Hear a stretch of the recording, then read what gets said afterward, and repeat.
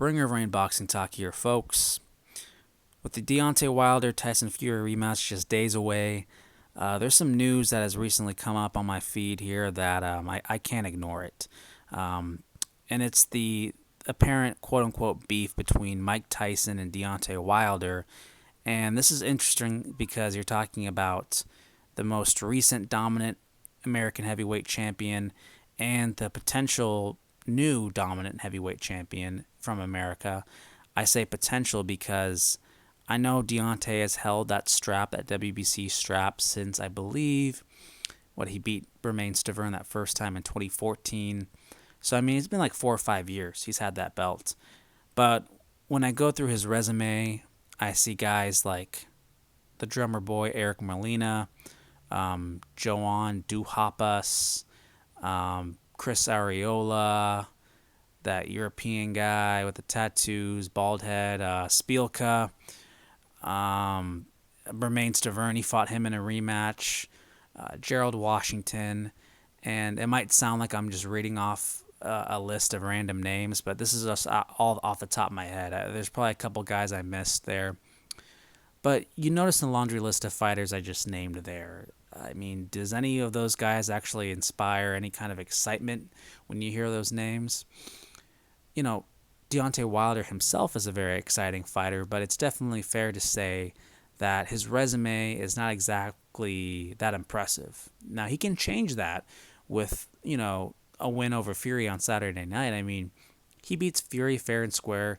That's easily the best win from any heavyweight in the past, I would say, 10 years. I would say it's more impressive than Fury beating Vladimir Klitschko, given the circumstances of that fight and under the context of how that fight played out. I would give Wilder his full credit. But I don't think he has, the weight in the game to be coming at a Mike Tyson the way he has now. I'm not sure when this interview took place, but Deontay Wilder went on record saying that he would knock out viciously, not just beat, but KO a Mike Tyson, and not just any Mike Tyson, not post-prison 90s Mike Tyson. He said he would knock out prime 1986 apex predator Mike Tyson, and that kind of got a lot of fighters and some contemporaries from Mike's time feeling a little bit like, what the hell is this guy saying? I mean, even Lennox Lewis came out of the woodwork and said that basically Wilder needs to settle down, that he's kind of talking out of hand here. And that Lennox Lewis actually went on to say that he thinks that Mike Tyson would beat Deontay Wilder, as do a lot of boxing fans. Obviously this is all just speculative. I mean, they fight in different eras. But I think it was interesting to see Mike Tyson's response when asked about the Deontay Wilder comments. And it was a very genuine response. He basically said that, he doesn't know what would happen if they were to fight, and goes on to commend Wilder for doing what he's doing now and acknowledging that they're in separate eras, so all they can do is speculate.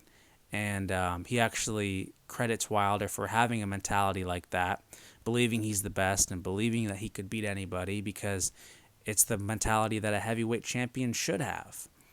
And I was actually really impressed by this response from Mike. I mean, I know he's more of a chilled out guy these days, but to have that kind of perspective really shows a lot of maturity from the man. And I'm happy he's not trying to stoke the flames of this supposed feud. And he kind of responded very well.